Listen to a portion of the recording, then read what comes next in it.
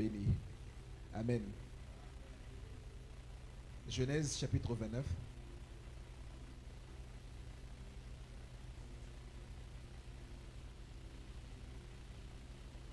Genèse 29, nous lirons pratiquement du verset 15 au verset 26. La Bible dit ceci. Jacob demeura un mois chez Laban. Puis Laban dit à Jacob, parce que tu es mon parent, me serviras-tu pour rien? Dis-moi quel sera ton salaire. Or Laban avait deux filles, l'aînée s'appelait Léa et la cadette Rachel. Léa avait les yeux délicats, mais Rachel était belle de taille et belle de figure. Jacob aimait Rachel et il dit, je te servirai 7 ans pour Rachel, ta fille cadette. Et Laban dit, j'aime mieux te la donner que de la donner à un autre homme. Reste chez moi. Ainsi Jacob servit 7 ans pour Rachel et elles furent à ses yeux comme quelques jours parce qu'il l'aimait. Ensuite Jacob dit à Laban, donne-moi ma femme car mon temps est accompli et j'irai vers elle. Laban réunit tout le gens du lieu et fit un festin. Le soir, il prit Léa, sa fille, et la mena vers Jacob, qui s'approcha d'elle. Et Laban donna pour servante à Léa, sa fille, Zilpa, sa servante. Le lendemain matin, voilà que c'était Léa. Alors Jacob dit à Laban, qu'est-ce que tu m'as fait, n'est-ce pas pour Rachel que j'ai servi chez toi? Pourquoi m'as-tu trompé? Laban dit, ce n'est point la coutume dans ces lieux de donner la cadette avant l'aîné. Amen. Amen, amen. Voilà, le petit thème que je me suis proposé, je l'ai tiré pratiquement du verset 26, non, du verset 25, la dernière phrase de Jacob qui est celui-ci, c'est sous forme d'une question. Pourquoi m'as-tu trompé? Pourquoi m'as-tu trompé? Pour la petite histoire, pour remettre ces textes dans son contexte, c'est qu'il y a Jacob qui se retrouve chez son oncle. Après ce qui s'est passé dans le chapitre précédent, après qu'il ait dérobé la bénédiction de son grand frère, son père et sa mère, sa mère, par peur des représailles de la part d'Ésaü, va lui demander d'aller habiter chez son oncle pendant un temps jusqu'à ce que la colère de son frère puisse s'apaiser. Jacob va chez son oncle. Il va, et lorsque vous commencez, dans ma Bible, il est écrit Jacob épouse Léa et Rachel. La première phrase, c'est ce qui m'intrigue. On dit Jacob demeura un mois chez Laban. Donc, c'est-à-dire, ça faisait déjà un mois qu'il habitait chez Laban. Un mois qu'il était avec son troupeau, qu'il l'aidait à faire paître son troupeau. Et c'est là que Laban s'est dit, mais c'est vrai que tu es mon neveu ou mon parent. Tu ne vas pas quand même me servir pour rien. Dis-moi, quel est ton salaire? Jacob dit exactement, les salaires que je veux ta fille, je travaillerai pour toi pendant 7 ans pour ta fille Rachel. Lorsque vous regardez la suite, Laban ne discute pas, il lui dit, c'est bien. Il est même mieux que je la donne à toi plutôt qu'à un autre. Jacob va travailler pendant 7 ans. Et 7 ans s'achèvent, il demande son salaire. Il demande c'est pourquoi il avait travaillé. Lorsque vous lisez la suite de l'histoire, c'est bizarre. À la place de lui donner Rachel, on lui donne Léa. Sans pour autant lui dire pourquoi on lui donne Léa. Et ce qui m'intrigue encore, c'est que On le lui donne pendant la nuit. Les mecs ne se rendent même pas compte que ce n'est pas Rachel. C'est le matin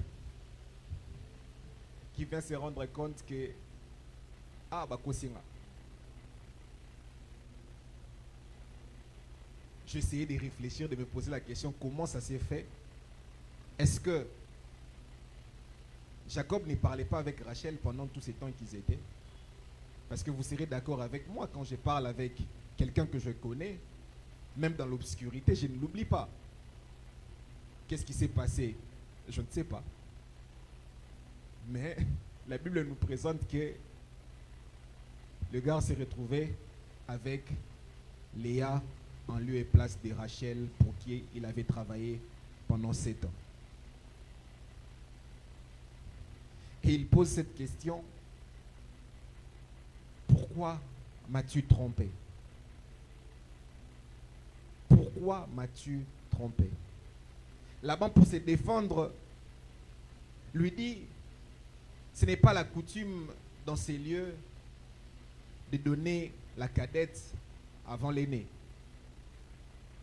Comme pour dire, ce n'est pas la règle dans ces pays-ci de donner la cadette avant l'aîné.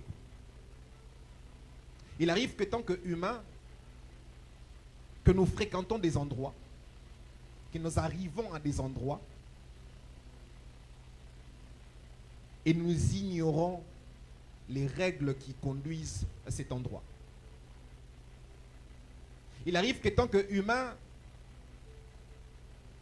certainement quand tu as un travail, tu cherches à savoir qu'est-ce que je dois faire, qu'est-ce que je ne dois pas faire, c'est quoi mon travail, qu'est-ce qui est de ma compétence, qu'est-ce qui ne l'est pas.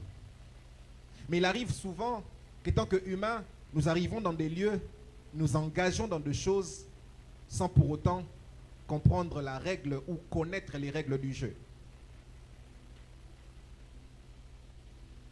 Est-ce que Jacob pouvait-il dire: je ne connaissais pas cette règle? Certainement, si Jacob était au Congo, les juristes le savent, lorsque une loi est adoptée et promulguée, il y a une notion qui est dite. Même lorsque tu ne la connais pas, elle s'applique aussi à toi puisqu'elle a été déjà promulguée. Voilà pourquoi vous entendrez cette phrase souvent: nul n'est censé ignorer la loi. C'est-à-dire, quand on t'arrête pour une infraction, que tu saches, que tu puisses savoir, ou que tu ne puisses pas savoir que ce que tu avais fait est une infraction, puisque ça a déjà été promulgué, puisque c'est déjà une loi, une règle que tu as enfreint, la loi ou, comment on appelle ça, la sanction qu'on doit infliger à cette personne qui a enfreint cette loi va s'appliquer sur toi, que tu la connaisses ou pas. Alors la question de Jacob, c'est: pourquoi tu m'as trompé? J'ai essayé de répondre à cette question comme ceci. Jacob, tu as été trompé parce que tu ignores les règles et les coutumes du lieu. Tu as été trompé parce que tu ignores les règles et les coutumes du lieu.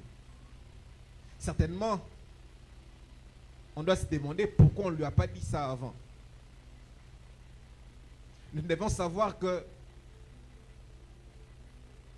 certaines personnes agissent par ruse. Certainement, d'ailleurs même la présentation même de deux filles qu'on les présente, avec les détails qu'on donne, certainement si on lui avait donné cette règle-là, je ne pense pas que Jacob se serait hasardé à continuer. Il allait peut-être s'arrêter et réfléchir. Mais par ruse, on a refusé de lui donner la règle. On l'a laissé être ignorant. Connaître la coutume ou la règle du lieu nous évite certaines erreurs. La plus grande erreur de Jacob ici, c'était qu'il ne savait pas que dans ces lieux-là, on ne donne pas la cadette avant l'aîné. Il a subi quelque chose parce qu'il était ignorant.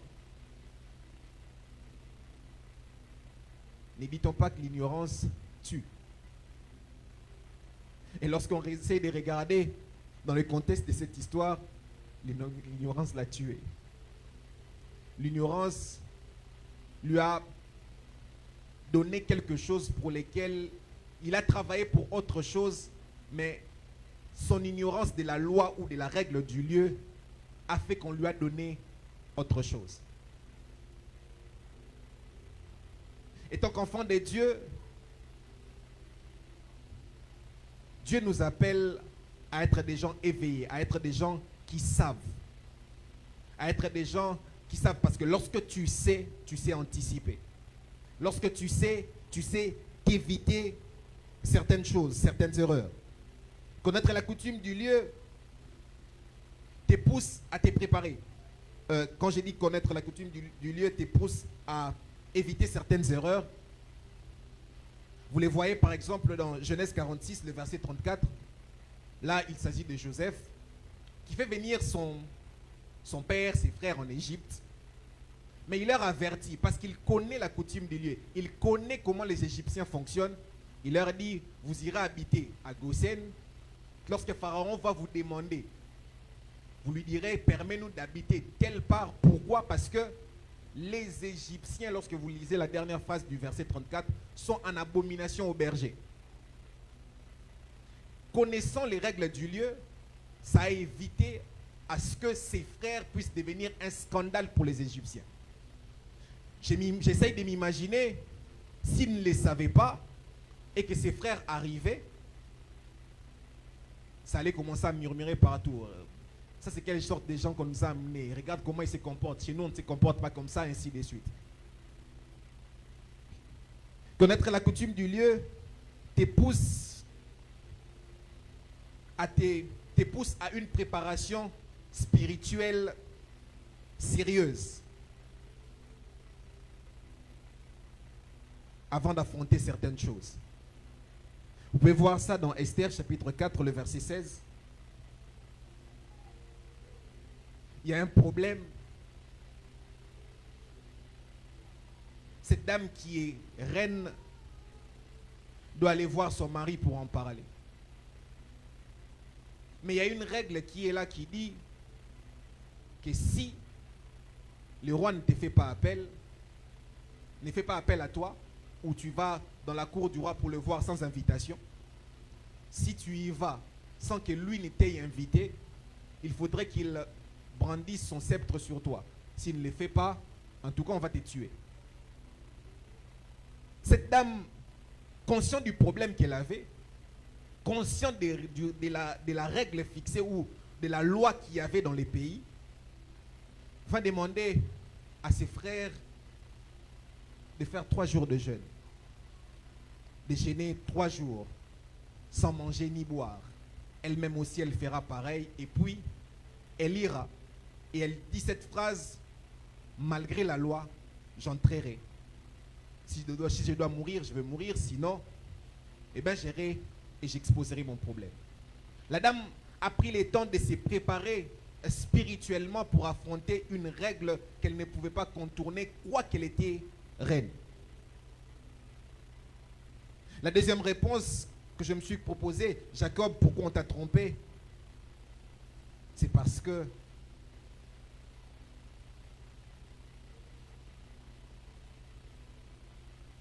tu ne connais pas suffisamment.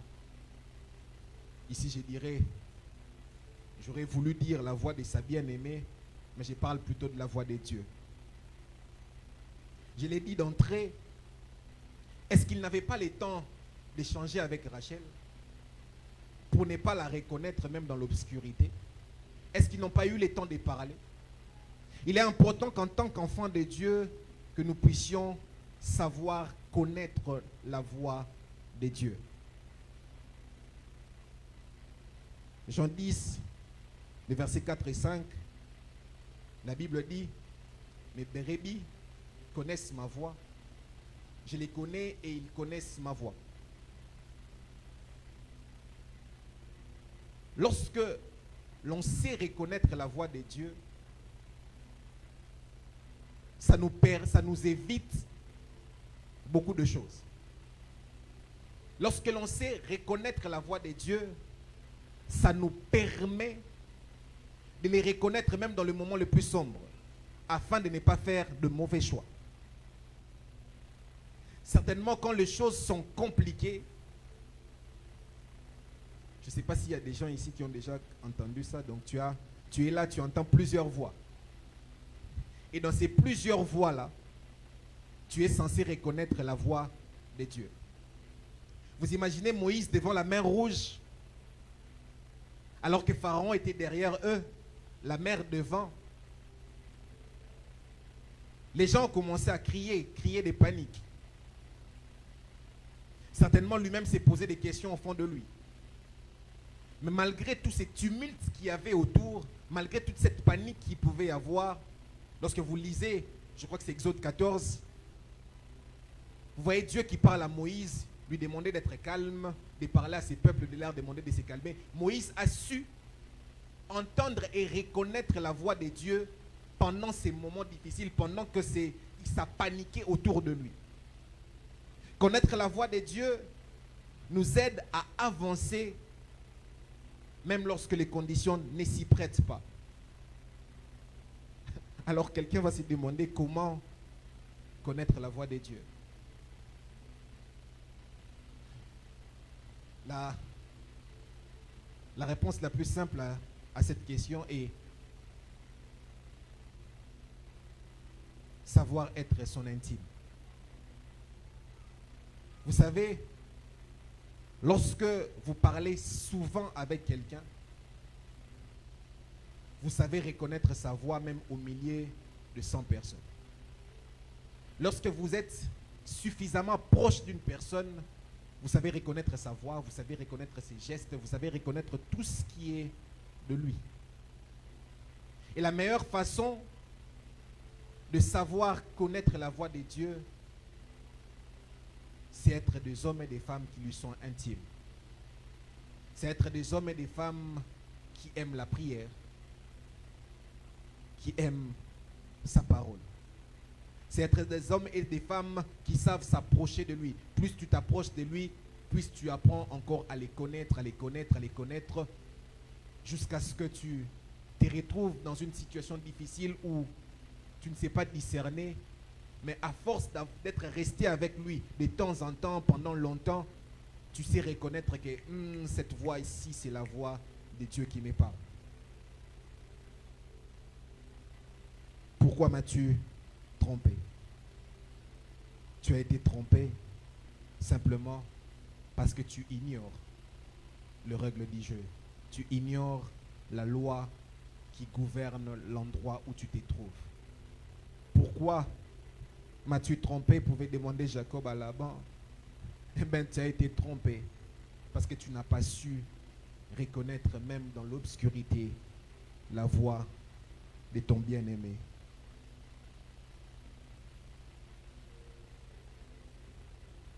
Quelqu'un peut-il prier avec moi pendant un moment?